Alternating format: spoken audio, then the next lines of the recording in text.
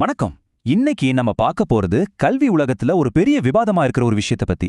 அதாவது வகுப்பறைகள்ல டெக்னாலஜியோட பங்கு. எக்கச்சக்கமான டிஜிட்டல் கருவிகள் வந்துருச்சு. ஆனா அதோட வாக்குறுதிகளுக்கும் நடைமுறைக்கும் மத்தியுள்ள எது நிஜம்னு எப்படி கண்டுபிடிக்கிறது? ஒரு டெக்னாலஜி உண்மையிலே பயனுள்ளதா இல்லையான்னு எப்படி சரியா மதிப்பிடுறது? வாங்க இத பத்தி கொஞ்சம் ஆழமா பார்க்கலாம். முதல்ல நாம எல்லாரும் மனசுல வச்சுக்க வேண்டிய ஒரு கேள்வி இதுதான். இந்த கிளாஸ் ரூம் டெக்கெல்லாம் நிஜமாவே ஒரு புரட்சியா இல்ல நம்ம கவனத்தை சிதறடிக்கிற ஒரு விஷயமா? இந்த முழு அலசலும் இந்த கேள்விக்கு விடை தேடுற ஒரு பயணம்தான். இப்ப பாருங்களேன், இந்த டிஜிட்டல் டூல்ஸ் எல்லாம் என்ன சொல்லுது? ஒவ்வொரு ஸ்டூடெண்ட்டுக்கும் பர்சனலைஸ்டா டீச் பண்ணலாம், அவங்களோட என்கேஜ்மெண்ட்டை கூட்டலாம், நல்ல ரிசல்ட் கொடுக்கலாம்னு ஒரே வாக்குறுதிகள் தான். கேட்கறதுக்கு ரொம்ப நல்லா இருக்கு. ஆனா உண்மையில எது வேலை செய்யுதுன்னா நம்ம எப்படி தெரிஞ்சுக்கிறது?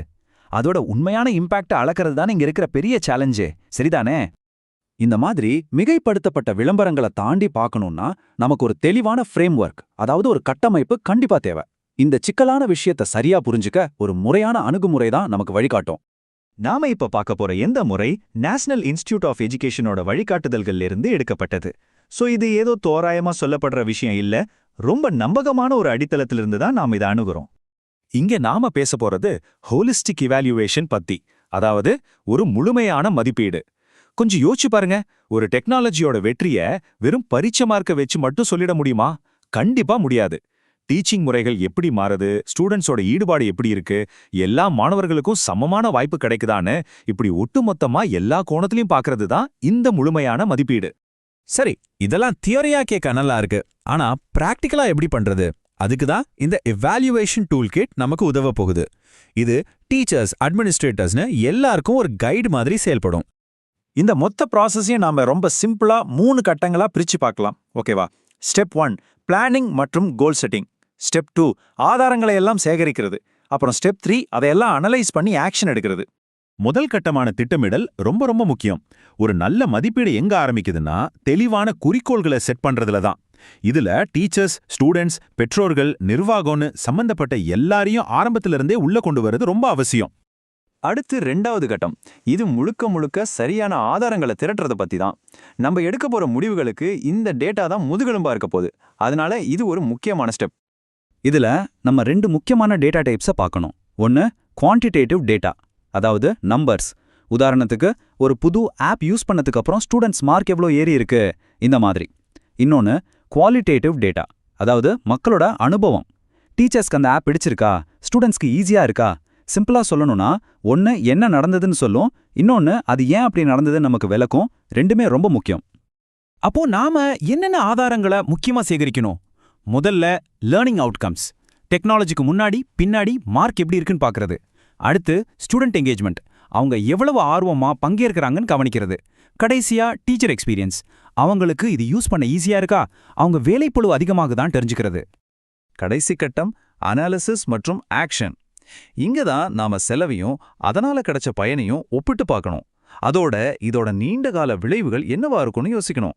முக்கியமா இது ஒரு தடவை செஞ்சு முடிக்கிற வேலை கிடையாது. இது ஒரு தொடர்ச்சியான முன்னேற்ற சுழற்சி.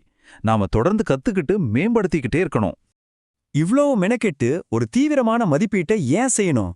இதனால என்ன நிஜமான பலன் கிடைக்க போகுது? வாங்க அதையும் பார்த்திடலாம். நல்லா புரிஞ்சுக்குங்க, இது ஏதோ பேப்பருக்காகவோ இல்ல ரிப்போர்ட்டுக்காகவோ செய்யற ஒரு பயிற்சி இல்ல. இது பள்ளிகள், டீச்சர்ஸ், அதுக்கும் மேல ஸ்டூடெண்ட்ஸோட எதிர்காலத்துல ஒரு பெரிய தாக்கத்தை ஏற்படுத்துற விஷயம். முதல் மற்றும் ஒரு பெரிய நன்மை என்னன்னா, நம்ம கிட்ட இருக்கிற வளங்களை சரியா பயன்படுத்துறது. ஒரு முறையான மதிப்பீடு இருந்தா பள்ளிகள் அவங்களோட பணத்தையும் நேரத்தையும் உண்மையிலே பலன் தர்ற டெக்னாலஜில முதலீடு செய்யலாம். தேவையில்லாத செலவுகளை ஈஸியா தவிர்க்கலாம். பாருங்க, இந்த மேற்கோள் ரொம்ப அழகா சொல்லுது. மதிப்பீடு கல்வியாளர்களுக்கு யூகங்களின் அடிப்படையில இல்லாம ஆதாரங்களின் அடிப்படையில் தங்கள் கற்பித்தல் முறைகளை செம்மைப்படுத்த ஒரு அதிகாரத்தை கொடுக்குது. 2வது ரொம்ப முக்கியமான நன்மை சமத்துவம் மற்றும் உள்ளடக்கம். யோசிச்சு பாருங்க, ஒரு டெக்னாலஜி சில மாணவர்களுக்கு மட்டும் உதவுது, சிலருக்கு உதவலனா என்ன ஆகும்? அந்த மாதிரி ஏற்றத்தாழ்வுகளை கண்டுபிடிச்சு சரி செய்ய இந்த மதிப்பீடு ரொம்ப உதவும். எல்லா மாணவர்களுக்கும் சமமான வாய்ப்பு கிடைக்குதான்னு உறுதிப்படுத்த இது அவசியம். இது மட்டும் இல்லாம இன்னும் நிறைய நன்மைகள் இருக்கு.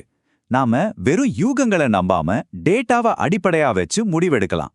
நம்ம செஞ்ச முதலீட்டுக்கு என்ன பலன் கிடைச்சது, அதாவது ROI என்னன்னு தெளிவா காட்ட முடியும். எல்லாத்துக்கும் மேல தொடர்ந்து நம்மையே நாமளே மேம்படுத்திக்க ஒரு வழியையும் இது காட்டுது. சரி, இதையெல்லாம் வச்சு எப்படி ஒரு சிறப்பான கல்வி எதிர்காலத்தை நம்மால் உருவாக்க முடியும்? இந்த முழு மதிப்பீட்டோட நோக்கமே ஒரு டெக்னாலஜிக்கு பாஸ் இல்ல ஃபெயில்னு ஒரு கிரேடு கொடுக்கறது கிடையாது. அதுக்கு பதிலா இதை ஒரு திசை காட்டி, ஒரு காம்பஸ் மாதிரி பயன்படுத்தணும்.